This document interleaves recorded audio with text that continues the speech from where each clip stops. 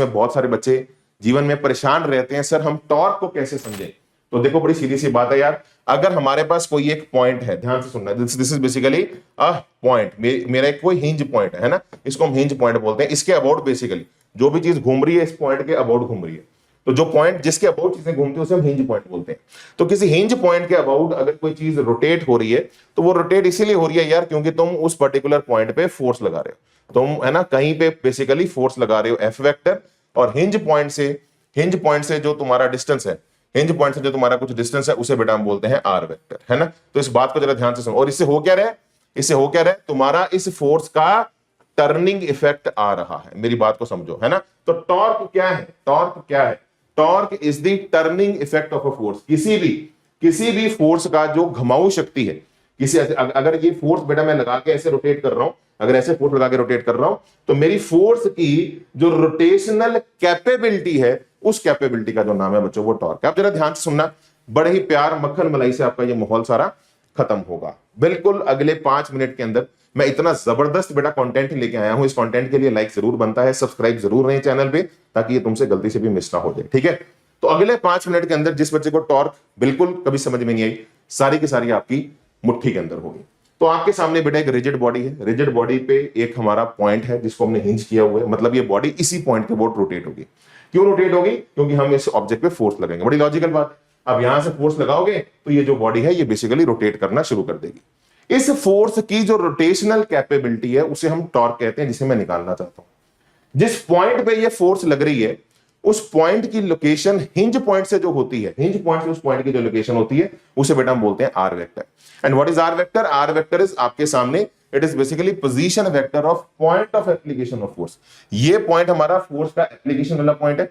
इस पॉइंट का जो पोजीशन है हिंज पॉइंट से उसे बेटा हम बोलते हैं R vector. It is position vector of point of application of force. अब ऐसे मेरे बच्चों ये हमारा आर वेक्टर है, और आर वेक्टर और एफ वेक्टर में, आर वेक्टर और एफ वेक्टर में बच्चों जो हमारा एंगल है, आर वेक्टर और एफ वेक्टर में जो हमारा एंगल है बच्चों, that angle is theta. It is the angle between R vector and F vector. और अब बेटा इस फोर्स का जो टर्निंग इफेक्ट है उसे बेटा हम बोलते हैं torque. The turning effect of this force, जिसकी वजह से अब ये बॉडी घूमेगी, उसे हम टाउ वेक्टर बोलते हैं। और इस टॉर्क का जो बेटा फॉर्मूला है ना, it is basically what is tau vector, it is the torque of force F vector about the hinge point. अब ये दो इंपॉर्टेंट बातें हैं। देखो जैसे वर्क निकाला जाता है किसी फोर्स का, work done by gravity, work done by tension, ऐसे ही बेटा जो टॉर्क निकाली जाती है वो किसी फोर्स की निकाली जाती है। तो इस फोर्स की जो घुमाऊ कैपेबिलिटी है उसे हम टॉर्क बोलेंगे। और ये हम किसके अबाउट कैलकुलेट कर रहे हैं, क्योंकि आर वेक्टर हमने हिंज पॉइंट से लिए, तो it is calculated about hinge point. तो याद रखना इस बात को कि tau is always a torque of a force about a point, और ये भी मैंने लिख दिया है, it is always calculated about a point और एक्सिस ऑफ रोटेशन। यार ये टॉर्क जब भी निकलती है हमेशा किसी पॉइंट के अबाउट निकलती है, या बच्चों जिस एक्सिस के अबाउट, अगर ये पॉइंट की बात कर रहा हूं तो मतलब जो एक्सिस है वो इसी पॉइंट से पास हो रहा है, या ये हमेशा एक्सिस ऑफ रोटेशन के अबाउट निकलती है। इस चैप्टर में ये बात हमेशा बच्चों याद रखना, मोमेंट ऑफ इनर्शिया, टॉर्क और एंगुलर मोमेंटम, ये तीनों हमेशा किसी पॉइंट के अबाउट या और एक्सिस ऑफ रोटेशन के अबाउट ही कैलकुलेट किए जाते हैं। ये हमेशा बात अपने दिमाग में रखना। तो अब यार बात आती है सर फॉर्मूला क्या है, तो बच्चों फॉर्मूला आपके सामने है। जो टॉर्क वेक्टर निकलता है वो निकलता है R cross F, and that is equal to विनेसर आर इंटू एफ इंटू विनेसर साइन थीटा। तो ये हमारा आर वेक्टर, ये मेरा एफ वेक्टर, इनके बीच का एंगल थीटा। तो आर क्रॉस एफ करके आप यहां पे टॉर्क वेक्टर को निकाल सकते हो, या इसका मैग्नीट्यूड जो होगा ए क्रॉस बी का वो होगा हमारा ए बी साइन थीटा बच्चों। अब देखो बड़ी सीधी सी बात मैं अगर आपको बताऊं, अगर आप वैसे सोचे, अगर आप फीलिंग से समझें, तो फीलिंग कहती है कि ये जो टॉर्क है ये हमारी कैसी है, एंटी क्लॉकवाइज है ना, ये बेसिकली इसको एंटी क्लॉकवाइज रोटेट कर रही है। तो अगर आप प्रॉपर एग्जैक्ट मैं फिगर्स में तो ऐसे ही बनाऊंगा, एंटी क्लॉकवाइज क्लॉकवाइज जैसा भी माहौल है, लेकिन अगर आप वैसे देखना चाहते हैं तो आर क्रॉस एफ अगर आप करें तो यार ये मेरा आर वेक्टर है, एफ वेक्टर को पैरेलल शिफ्ट करो, parallel shifting of vector is allowed. तो आर क्रॉस एफ अगर आप करोगे तो बेसिकली आपको समझ में आ रहा है कि ये जो एक्सिस ऑफ रोटेशन है, torque is basically perpendicular to plane of paper outward, but हम उसको बेसिकली फिगर के अंदर है ना, या तो एक्सिस के अलोंग है, बट फिगर के अंदर हम उसे क्लॉकवाइज या एंटी क्लॉकवाइज दिखा देते हैं, जिससे हमारी थोड़ी सिंप्लिसिटी रहती है। अब बेटा यहाँ पे 2-3 बातें हैं जो मैं आपके साथ डिस्कस करना चाहता हूं, जरा स्क्रीन पे देखते रहे, बहुत सिंपल सा माहौल है। देखो अगर मैं इसी एफ वेक्टर को है ना, अगर मैं यहां पे ले, ध्यान से सुनना, इसी एफ वेक्टर को अगर उठा के बेटा हम यहां पे ले आए, ध्यान से सुनना इस बात को, यानी कि जिस पॉइंट के अबाउट हमें रोटेट करना है, जिस पॉइंट के अबाउट हम टॉर्क कैलकुलेट कर रहे हैं, अगर फोर्स उसी पॉइंट से पास हो जाए, अगर फोर्स उसी पॉइंट से पास हो जाए, बेटा लॉजिकल नहीं है, जितना तुम इस फोर्स को पास लाओगे आर वेक्टर कम होता जाएगा, हमारी जो टॉर्क होगी बेटा वो हमारी होगी जीरो। तो ये एक बड़ा इंटरेस्टिंग सा पॉइंट बता रहा हूं, the torque of a force about a point, है ना, जिस पॉइंट के अबाउट हम एक टॉर्क निकाल रहे हैं किसी फोर्स की, और अगर वो फोर्स उसी पॉइंट से पास हो जाए, है ना, जिस पॉइंट के अबाउट टॉर्क कैलकुलेट की जा रही है, तो उसका टर्निंग इफेक्ट जो होगा वो जीरो होगा। तो आप इसे ऐसे भी बेटा यहां पे समझ सकते हैं कि अगर किसी पॉइंट के अबाउट अगर एक फोर्स पास हो जाती है, तो उस पॉइंट के अबाउट उस फोर्स की जो टॉर्क होती है वो जीरो होती है। बड़ा इंटरेस्टिंग सा पॉइंट है। अब आप सोच सकते हैं जितनी मर्जी मैं फोर्स लगा दूं, ये ऑब्जेक्ट घूम नहीं सकता। इसे घुमाने के लिए फोर्स को थोड़ा सा इस पॉइंट से साइड पे होना इंपॉर्टेंट है, उसी में से पास हो जाएगी तो कभी भी वो घूम नहीं पाएगा। दूसरा बेटा बात, अब देखो फोर्स वेक्टर हमारा यहां था, फोर्स वेक्टर हमारा यहां था। अब मैंने उसी फोर्स को, है आप समझ रहे मेरे बच्चों, है ना, उसी फोर्स को हमने बच्चों, आप देख सकते हैं इसी फोर्स को बेसिकली, है ना, ये फोर्स था। अब पैरेलल शिफ्टिंग वेक्टर की अलाउड होती है, थोड़ा सा मैंने ऊपर शिफ्ट कर दिया, है ना, थोड़ा सा ऊपर शिफ्ट कर दिया, तो उससे होगा क्या अभी आपको दिखेगा, है ना, अभी होगा क्या देखो। तो अगर ये हमारा एफ वेक्टर है, ये ना, ये एफ में इधर ले गया, इनके बीच में जो एंगल है बेसिकली आपस में वो जो एंगल है वो थीटा, ये मेरा आर वेक्टर है, ये मेरा हिंज पॉइंट है। तो इस फोर्स का जो टर्निंग इफेक्ट है इस पॉइंट के वो, उस फोर्स का इस पॉइंट के वो जो टर्निंग इफेक्ट है वो है बच्चों हमारा आर एफ साइन थीटा। इस बारे में सब बच्चे सहमत हैं। अब मैं यहाँ पे एक काम करता हूं बच्चों, मैं इस फोर्स के दो कंपोनेंट लेता हूं, एक कंपोनेंट हॉरिजॉन्टल आएगा, एक कंपोनेंट वर्टिकल आएगा। जो हॉरिजॉन्टल कंपोनेंट है एफ का वो होगा हमारा एफ कॉस थीटा, ये हम जानते हैं। फोर्स का थीटा की डायरेक्शन में जो कंपोनेंट होगा वो होगा एफ कॉस थीटा, और जो परपेंडिकुलर कंपोनेंट होगा मेरे बच्चों वो होगा हमारा एफ साइन थीटा। अब यार देखो यार, ये जो एफ कॉस थीटा है इसे मैं एफ पैरेलल बोलता हूं, बिकॉज ये जो कंपोनेंट है ये आर के पैरेलल है, और ये वाला जो कंपोनेंट है फोर्स का ये हमारा आर के परपेंडिकुलर है। अब जरा ध्यान से सुनना बच्चों, आपका फॉर्मूला है आर एफ साइन थीटा, ये जो एफ साइन थीटा है ये हमारा फोर्स का परपेंडिकुलर कंपोनेंट है। तो टॉर्क का एक फॉर्मूला बेटा बड़ा ही फेमस फॉर्मूला है जो आप अपना यूज कर सकते हैं, that is guys simply R into F perpendicular, है ना। एफ साइन थीटा जो है ये मेरा एफ परपेंडिकुलर है, तो R into F perpendicular guys will become my torque. तो एक ये फॉर्मूला बड़ा इंपॉर्टेंट है, मतलब आर एफ साइन थीटा कर लो, या आर पूरा ले लो और फोर्स का परपेंडिकुलर कंपोनेंट ले लो, या एक वर्जन बच्चों और पॉसिबल है। देखो ये फोर्स थी, ये आर था, एक तो केस ये है कि इस फोर्स को पैरेलल शिफ्ट किया, फोर्स के टुकड़े ले लिए, या एक काम करते हैं यार हम आर के टुकड़े कर लेते हैं। तो मैं अगर यहां पे आपके सामने देखूं बेटा ये एंगल थीटा है, तो यार ये एंगल भी थीटा है because these are alternate angles, तो क्यों ना इस आर को तोड़ा जाए। देखो अभी इस केस में जो हमारी टॉर्क निकल के आ रही है, जो हमारी टॉर्क निकल के आ रही है अभी इस केस में जो हमारी टॉर्क निकल के आ रही है वो आ रही है बेसिकली हमारी टाउ वेक्टर, और वो किसके बराबर है, आर एफ साइन थीटा, है ना। इस फोर्स का इस पॉइंट के अबाउट टर्निंग इफेक्ट है R cross F, that is बच्चों आर एफ साइन थीटा। अब जरा अकल से सोचना मेरे बच्चों, अगर मैं आर को ब्रेक कर लूं, अगर मैं आर को ब्रेक कर लूं तो आर के दो टुकड़े आएंगे, एक आएगा हमारा आर कॉस थीटा, आर को थीटा की डायरेक्शन में तोड़ो, एक आएगा आर कॉस थीटा जिसे मैं बोलूंगा आर पैरेलल, और एक हमारा कंपोनेंट आएगा आर साइन थीटा, एक हमारा कंपोनेंट आएगा Vinay sir R sine theta. तो अगर इस आर के दो टुकड़े लिए जाए R cos theta R sine theta, जरा ध्यान से देखो, ये जो आर कॉस थीटा है ये फोर्स के पैरेलल है तो इसका नाम आर पैरेलल रख दिया। ये जो आर साइन थीटा है ये इस फोर्स के परपेंडिकुलर कंपोनेंट है। तो यार आर एफ साइन थीटा में अगर आर और साइन थीटा क्लब कर दिए जाए तो ये बन जाता है आर परपेंडिकुलर इंटू एफ।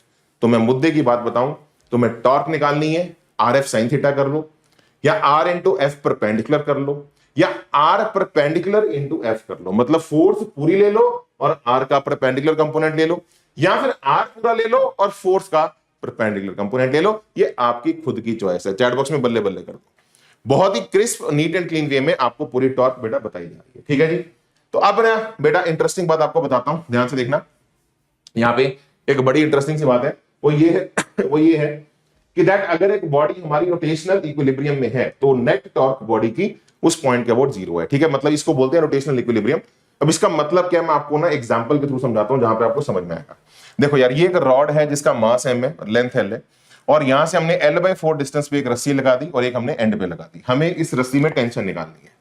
तो देखो यार बड़ा एक स्टैंडर्ड सा फेमस सा प्रॉब्लम है, सब बच्चे स्क्रीन पे जरा ध्यान से देखें। तो सबसे पहली चीज तो बेटा आपको ये पता होनी चाहिए कि देखो यार यहाँ पे जो टेंशन लगेगी इस रस्सी की वो लगेगी बेटा हमारी T1, यहाँ पे जो विनेसर हमारी टेंशन लगेगी इस रस्सी की वो लगेगी T2, और इसमें कोई दो राय नहीं है बेटा जो हमारा रॉड का मास लगेगा mg वो लगेगा बेटा हमारा नीचे की तरफ, दैट इज mg।